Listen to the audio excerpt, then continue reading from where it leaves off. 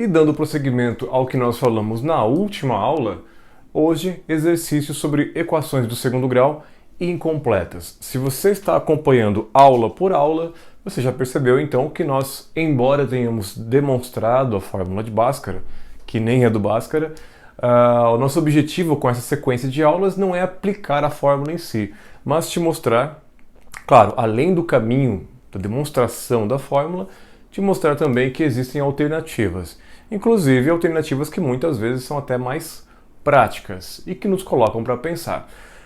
Para começar então, nós temos aqui 4 equações incompletas do tipo ax² mais c igual a zero, e aqui 4 equações incompletas também, só que do tipo ax² mais bx igual a zero. Aqui o coeficiente b é zero, aqui é o coeficiente c, que é zero. Se você viu a aula passada, você vai entender o que eu vou fazer agora. Se você não viu, recomendo que volte e veja. Inclusive, volte a primeira e veja todas. Tá legal? Vamos lá? Então aqui, ó, x² menos 9. Nós combinamos, eu vou só fazer um rascunho aqui, tá? Nós combinamos que para uma equação desse tipo, nós podemos encontrar a solução fazendo essa continha aqui, ó. Mais ou menos raiz quadrada de menos c sobre a. Isso foi demonstrado, tá? Dividindo c por a, 9, menos 9, aliás, dividido por 1 dá menos 9. Como aqui tem esse menos, fica mais 9. Raiz quadrada de mais 9 é 3. Com esse mais ou menos, nós temos então como solução x, vamos colocar assim, ó, x igual a 3, x1 igual a 3 e x2 igual a menos 3. Vou até colocar o sinal de mais para evidenciar o que aconteceu, certo? Vamos para a segunda, menos 7x² mais 49 igual a zero. Também é uma equação desse tipo aqui. Vamos fazer daquele jeito. Divisão de c por a, 49 por menos 7, vai dar menos 7. Com esse sinalzinho de menos aqui, vou dar um destaque para ele, com esse sinalzinho de menos, o menos 7 vai virar mais 7. Nossa, ficou horrível isso aqui, hein? Aí, agora está melhor. De novo, essa divisão dá menos 7, com aquele sinalzinho de menos vai ficar mais 7. Raiz quadrada de 7 deixa assim mesmo, porque não é exata. Então a resposta é mais ou menos raiz quadrada de 7.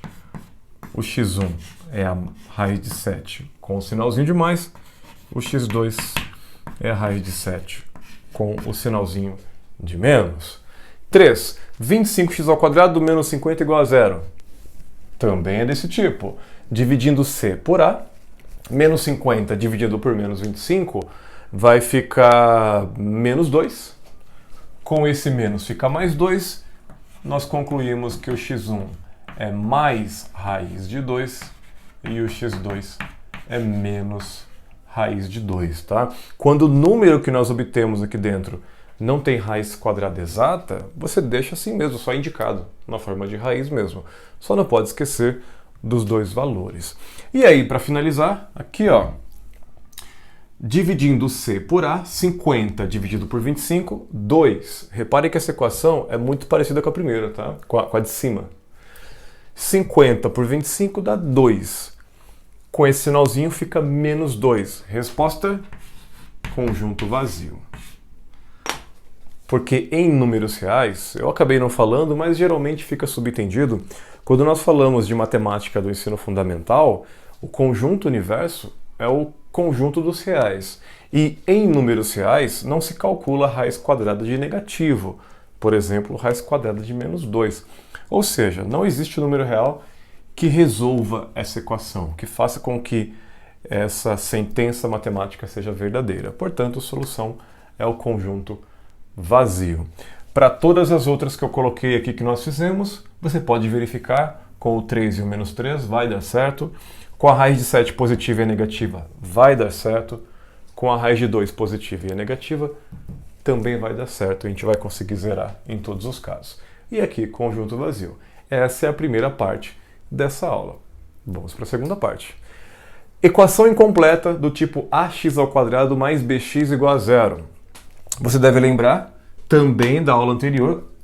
Naquela aula nós demonstramos isso daqui e também demonstramos que para equações como essas 4, uma das soluções sempre é zero. E a outra é a divisão do coeficiente b pelo a, só que com esse menos aqui na frente. Ou seja, se essa divisão der negativo, vai ficar positivo, porque tem esse menos. Se der positivo, vai ficar negativo. Mas é bastante simples. Então, logo de cara, uma das soluções aqui é zero. De fato, né, se eu colocar zero nesse x e nesse, aqui zero, 0 mais 0 é zero. Resolveu. A outra solução, eu divido o coeficiente b pelo a, 12 por 3, que dá 4, troco o sinalzinho, menos 4. Resolvi a equação. Vamos para a segunda. Tá? Uma das soluções é zero. Dividindo o b pelo a, menos 20 por menos 8. Ah, mas espera aí, 20 não é divisível por 8? Tudo bem, simplifica. Dá para simplificar por 4, não dá? Menos 20 sobre menos 8 é equivalente a menos 5 sobre menos 2. E divisão entre negativos dá positivo. Então, a nossa resposta aqui seria 5 sobre 2. Atenção!